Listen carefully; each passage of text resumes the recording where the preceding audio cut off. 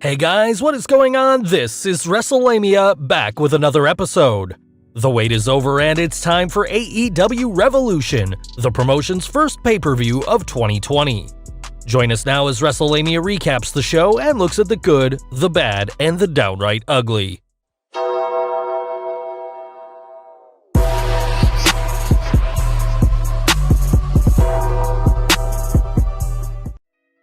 The buy-in. The Dark Order, Evil Uno and Stu Grayson, with Alex Reynolds and John Silver, versus SoCal Uncensored, Frankie Kazarian, and Scorpio Sky.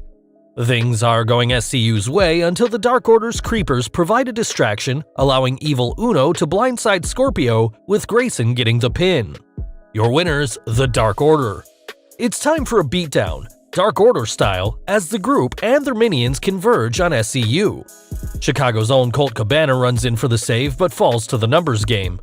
Christopher Daniels runs in after disguising himself as the Exalted One, cleaning house of the Dark Order. On the main show, Dustin Rhodes versus Jake Hagar. Dustin is looking for revenge and to punish Hagar as much as to win the match. Intense battle that sees Hagar turn the tide with a low blow, followed by a standing triangle choke. Your winner, Jake Hagar by submission. Sammy Guevara versus Darby Allin. Darby attacks Guevara before the bell, and the two brawl outside for several minutes. 630 senton on Darby through a table is the high spot of many in this match. High-flying bout as both men show why they're future superstars. Sammy exposes the turnbuckle, but the heel move backfires and Darby counters, sending the Spanish God into the exposed metal. Stunner followed by a coffin drop for the pinfall. Your winner, Darby Allin. Darby goes for some post-match punishment on Guevara, but Jake Hagar pulls Sammy to safety. Both guys are future stars, and Allin's fanbase continues to grow. AEW World Tag Team Championship match, Kenny Omega and Hangman Adam Page versus the Young Bucks, Nick and Matt Jackson. Can mere words describe this 30-minute classic? This one tells the story of a babyface versus babyface match breaking down thanks to Hangman taking things aggressively. When Page spits in Matt Jackson's face, all bets are off, as both teams hold nothing back. Spike piledriver on Hangman Page seems to take him out, but he somehow recovers while Omega holds off the Bucks. Buckshot clothesline by Page finally ends things for the Bucks. Your winners, Adam Page and Kenny Omega. After the match, the Bucks shake hands with Omega and try to patch things up with Page, but he's not going for it. Page teases hitting a buckshot clothesline on Omega, but doesn't. Up next, AEW Women's Championship match, Nyla Rose, the champion, defending against Chris Statlander. Uneven match that sees Statlander hold her own until she goes to the well once too often, going for a top rope maneuver, this time a superplex, only for Rose to reverse with a beast bomb for the win.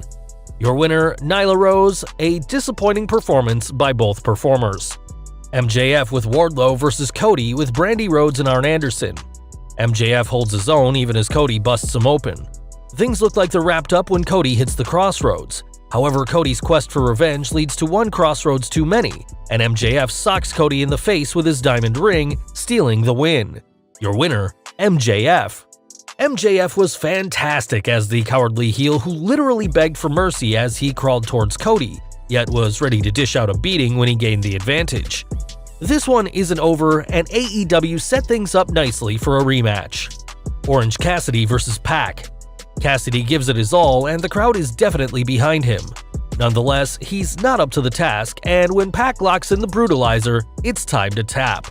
Your winner, Pac.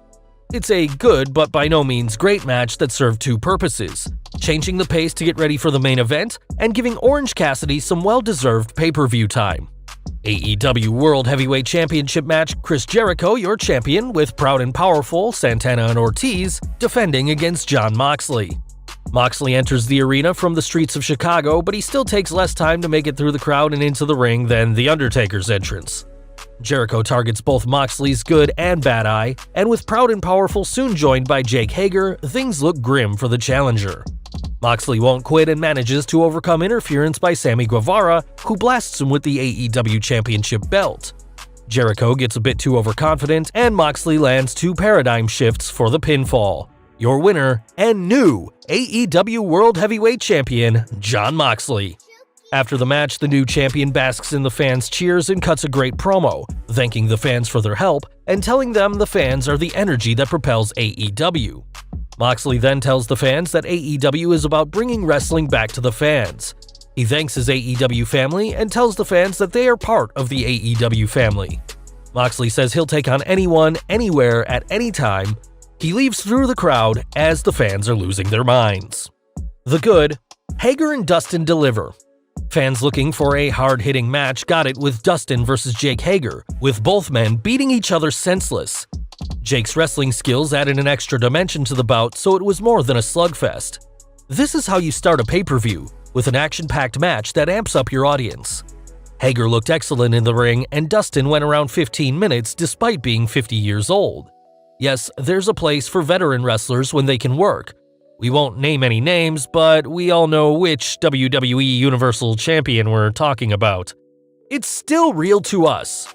AEW Revolution went out of its way to present a real sports feel to the show, whether it was the announcers pointing out the effectiveness of particular moves or the referees checking on wrestlers after particularly punishing moves to make sure they could continue.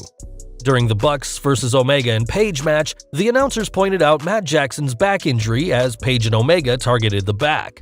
Later, they reminded fans of Cody's broken toe, making sure fans knew why wrestlers were targeting certain areas.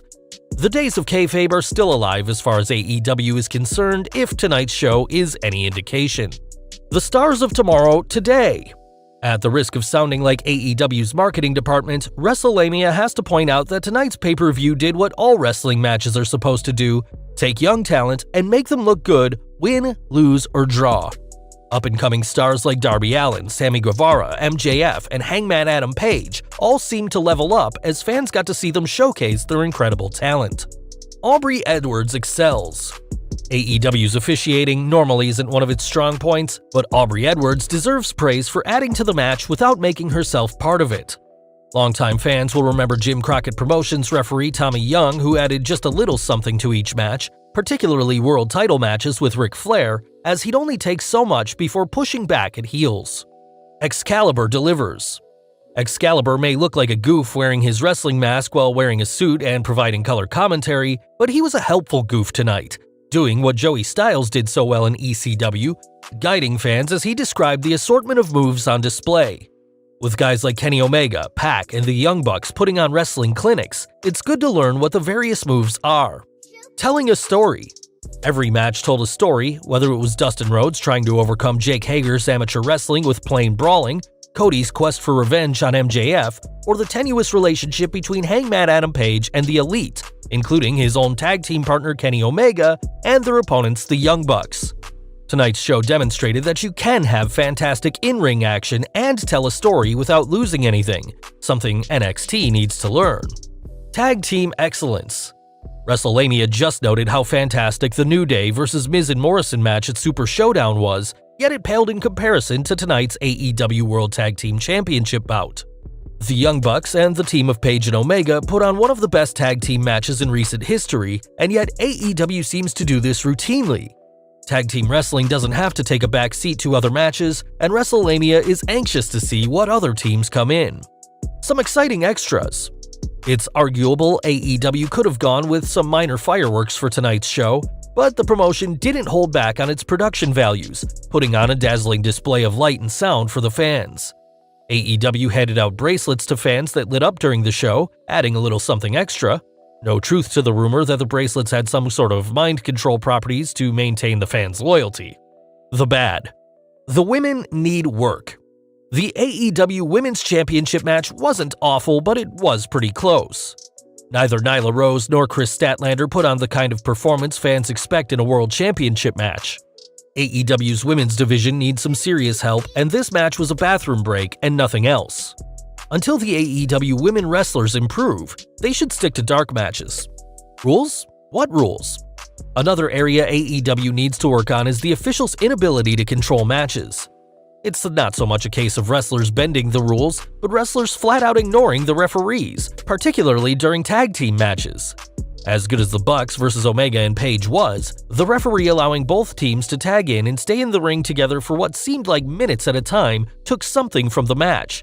Something small, but enough that it reminds you that AEW needs to tighten down its rules and pass this down to the majority of its referees.